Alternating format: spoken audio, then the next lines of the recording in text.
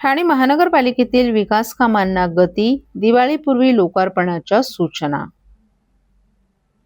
ठाणे शहरातील विविध विकास कामांसाठी उपलब्ध करून देण्यात आलेल्या निधीच्या अनुषंगानं ठाणे महापालिकेत बैठकीचं आयोजन करण्यात आलं होतं.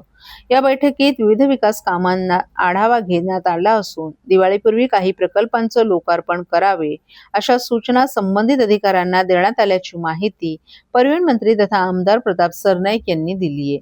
मुंबईतील षण्मुखानंद सभागृहाच्या धर्तीवर ठाण्यातही मोठे आणि अद्ययावत नाट्यगृह उभारण्यात येणार असल्याचं सरनाईक यांनी सांगितलं. तसंच गायमुख परिसरातील कचरा विकेंद्रीकरण प्रकल्प जानेवारीपर्यंत सुरू करण्याचं नियोजन असून घोडबंदर रोडवरील कचरा एकाच ठिकाणी जमा न करता त्याचं विकेंद्रीकरण केलं जाणार आहे.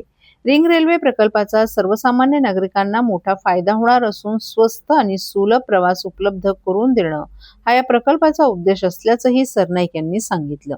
या प्रकल्पासाठी 12,000 कोटी रुपयांची मंजुरी मिळाली असून काही अडचणी आल्यास त्या दूर करून प्रकल्प पुढे नेण्यात येईल असं त्यांनी स्पष्ट केले. अर्थ खात्यानं कोणत्याही निधीला ब्रेक लावला नसल्याचं स्पष्ट करत सरनाईक यांनी प्रधान सचिवांसोबत चर्चा झाल्याचंही सांगितलं. टीएमटी मध्ये अनेक नवीन बसेस दाखल होणार असून चालक आणि वाहक खासगी तत्वावर घेण्याची प्रक्रिया राबवण्यात येणार आहे. या संदर्भात उपस्थित करण्यात आलेल्या प्रश्नांना योग्य उत्तरं दिली जातील असंही त्यांनी सांगितलं. ठाण्यातही अद्ययावत प्राणी संग्रहालय असावं अशी इच्छा असून त्यासाठी 10 कोटी रुपयांचा निधी मंजूर करण्यात आल्याची माहिती सरनाईक यांनी दिली. हाँगकाँगच्या धर्तीवर चांगल्या दर्जाचं प्राणी संग्रहालय उभारण्याचा प्रयत्न असून लवकरच त्याचं भूमिपूजन करण्यात येणार आहे. वन विभाग आणि ठाणे महापालिकेच्या माध्यमातून हा प्रकल्प राबवण्यात येणार असून भविष्यात त्या ठिकाणी अनधिकृत बांधकाम होऊ नये यासाठी आवश्यक उपाययोजना केल्या जातील. टीडीआर प्रकरणावर बोलताना सरनाईक यांनी दोषींवर कारवाई झाली पाहिजे अशी भूमिका मांडली. टीडीआर दिल्यास भविष्यात परिसरातील सुविधांवर मोठा ताण निर्माण होऊन जुन्या रहिवाशांना गैरसोयीचा सामना करावा लागू शकतो अशी भीतीही त्यांनी व्यक्त केली. ठाण्यातील शूटिंग रेंजचं काम 1.5 ते 2 महिन्यात पूर्ण होईल असा दावा सरनाईक यांनी केला. मेट्रोच्या कामाला काही कारणांमुळे दिरंगाई झाली असली तरी मेट्रोची पहिली सेवा डिसेंबरपर्यंत सुरू करण्याचा प्रयत्न असल्याचंही सरनाईक यांनी सांगितलं. तर पावसाळ्यात दरवर्षी खड्ड्यांची समस्या निर्माण होते, याबाबत महापालिका आयुक्तांना सूचना करण्यात आल्या असून लवकरात लवकर खड्डे बुजवण्याचे निर्देश दिल्याचंही त्यांनी सांगितलं. भिवंडीतील दुर्घटनेबाबत बोलताना संबंधित इमारत धोकादायक होती आणि नागरिकांनी ती खाली केली होती, मात्र काही लोक आत अडकल्याने दुर्घटना घडल्याचंही त्यांनी सांगितलं. संजय राऊत यांच्या वक्तव्यावर प्रतिक्रिया देताना सरनाईक यांनी त्यांच्यावर जोरदार टीका केली.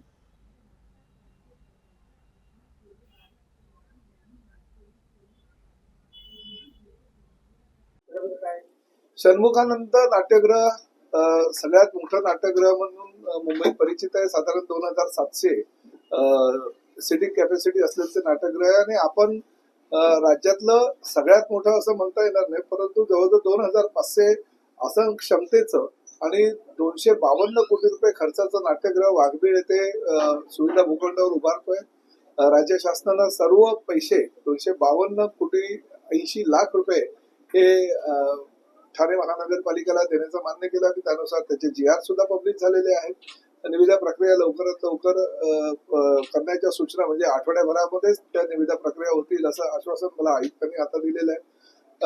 आपल्याला ही कल्पना आहे की एकनाथ शिंदे साहेबांच्या माध्यमातून हे एक स्वप्नातलं शहर बनवण्याचं त्यांचं मानस आणि विविध विकास प्रकल्प राबवण्यासाठी सातत्याने ते पुढाकार घेत असतात. भले तो ठाण्यामध्ये कोस्टल रोड असू द्या किंवा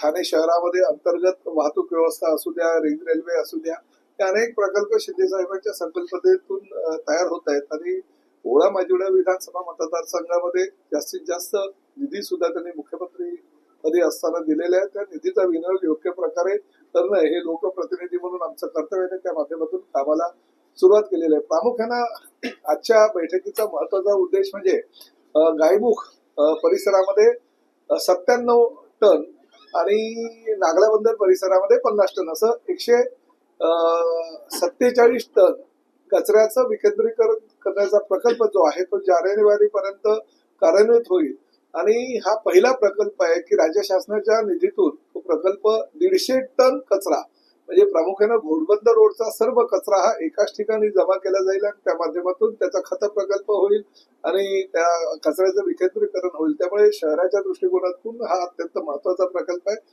त्याचा सुद्धा चालना आम्ही दिलेली आहे आणि तो सुद्धा जानेवारीपर्यंत पूर्णतः कार्यान्वित करण्याची जबाबदारी आयुक्तांनी घेतलेली आहे.